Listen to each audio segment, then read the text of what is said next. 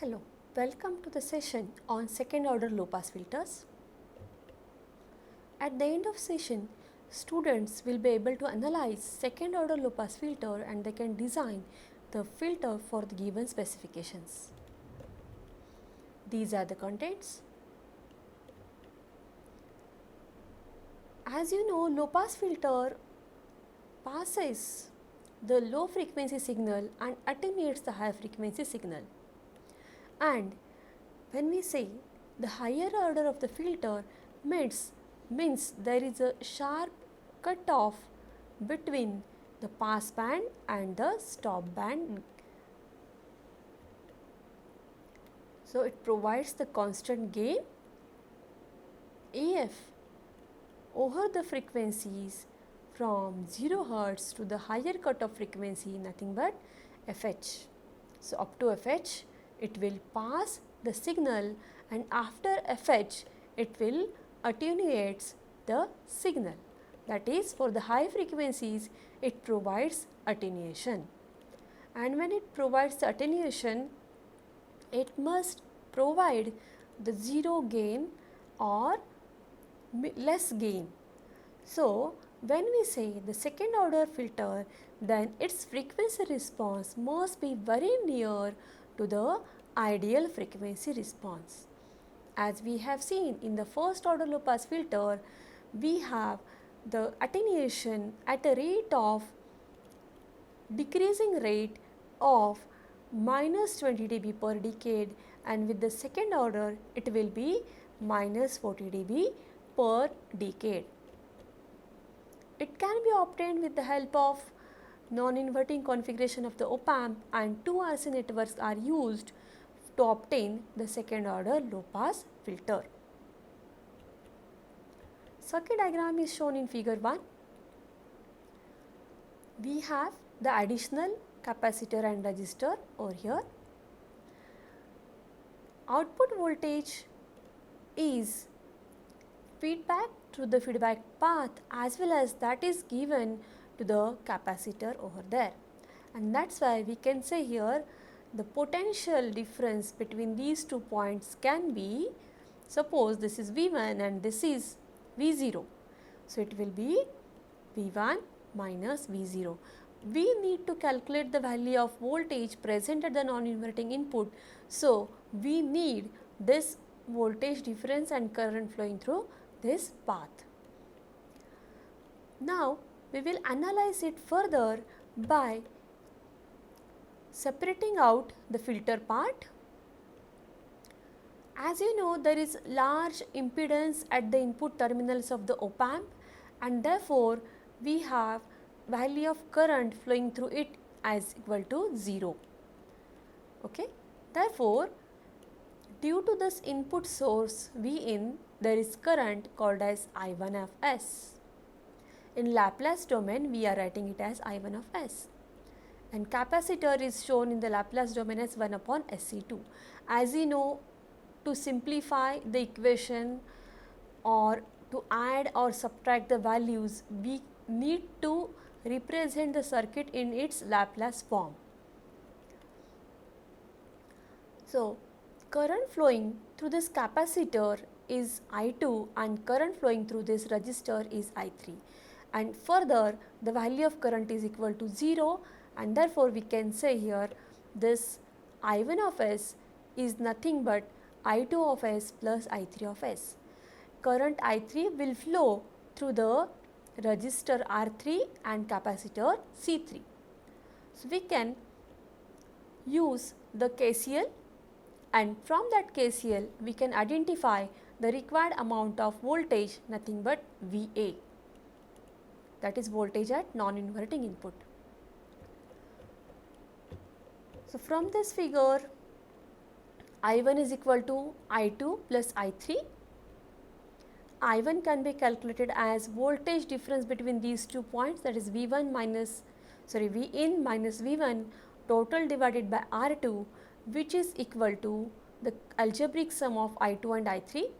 I2 can be represented as V1 minus V0 total divided by impedance provided by capacitor, that is 1 upon SC2, plus the voltage difference between these two paths, that is V1 minus VA upon R3. In this equation, V in is present, V2 is present and VA is present. We need to simplify it with the less number of unknown quantities. Therefore, we will use the voltage division rule and get the value of VA over here. So, that can be calculated as total input voltage, that is V1. V1 is the voltage provided to these two elements, that is resistor and capacitor. We are interested to calculate the value of voltage across this capacitor. So, 1 upon SC3 divided by total resistance, which is nothing but R3 plus 1 upon SC3. This is your total resistance in this branch. Further, we can write VA as V1 upon 1 plus S R3 into C3. From this, V1 is nothing but VA into bracket 1 plus S R3 into C3. So, please look at the equation number 2. In this equation, if we put the value of V1 as we have calculated here, which is VA into bracket 1 plus S R3 into C3. So, your equation will contain the value of V in, then V0 and the value of VA. So, with these three, it is easier to calculate the value of voltage gain. So, we will now put the value of V1 in terms of VA and we will simplify the equation for the value of VA. What is VA? It is the voltage available at the non-inverting terminal of the op-amp. So, we have just taken the filter part and we have to analyze the equation for the value of VA.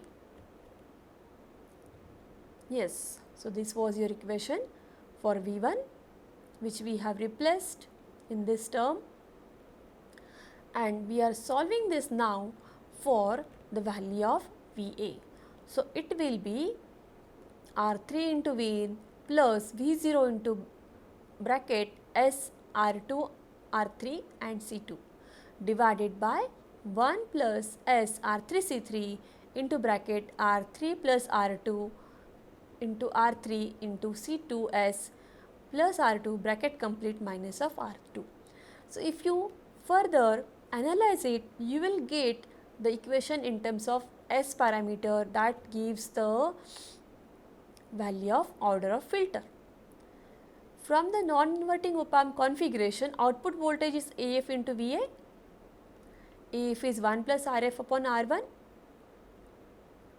VA is the voltage present at the non-inverting terminal, which already we have simplified and we have calculated. So, we will put that value in the equation of V0. V0 equal to AF into VA. VA is replaced over here. So, if you further simplify this, we can get the value that is V0 upon V in, which is in terms of AF and the resistance and capacitor. AF is what? AF is the voltage gain provided by the op-amp along with its feedback and the input resistor RF and R1 respectively. So, if you identify or if you compare this equation with the standard equation of second order system, which is equal to S square plus 2 zeta omega ns plus omega n square. So, this is the equation for second order filter. But if you calculate or if you compare the omega n square in the previous term, you can find 1 upon R2 R3 C2 C3 is nothing but omega n square. So, if you find this omega n square, which is a natural frequency of oscillation, we can call it as a FH, nothing but higher cutoff frequency for this second order low pass filter, which is nothing but 1 upon 2 pi under root R2 R3 into C2 C3. If in your equation or if in your circuit arrangement resistor values are equal and capacitor values are also identical, then we can replace it as RC. So, we can say Fh is equal to 1 upon 2 pi RC. Under root, if we have R square and C square, it will be simply RC. So, with this equation, we can calculate the value of resistor and capacitor or vice versa. Now, we see the frequency response of the second order low pass filter. You can observe the value of slope is now again minus 40 dB per decade instead of minus 20 dB per decade. So, you are reaching towards the ideal frequency response. So, if you find its magnitude, it will be AF under root of 1 plus F by Fh bracket raised to 4. So, how we have calculated that? We have just taken the Fh value as 1 upon 2 pi RC, and then from that we have the equation for this voltage gain. So, with this we can conclude that up to Fh gain is almost constant. At Fh it will be half power point frequency, nothing but 0.707 times AF. After Fh it will be 40 dB per decade, and keep in mind that is decrease in the value of gain, that is slope is decrease. Now, pause the video for a minute and identify the correct statement out of the given statement for second order low pass filter. So, the question is, the gain of second order low pass filter will be out of these four, that does it increases by 20 or 40 dB per decade, or does it decreases by 20 or 40 dB per decade? Yes, and the answer is it decreases at the rate of 40 dB per decade, as our slope is minus 40 dB per decade due to the value of resistor and capacitor used in the circuit, that after the analysis of the same. These are the references used. Thank you.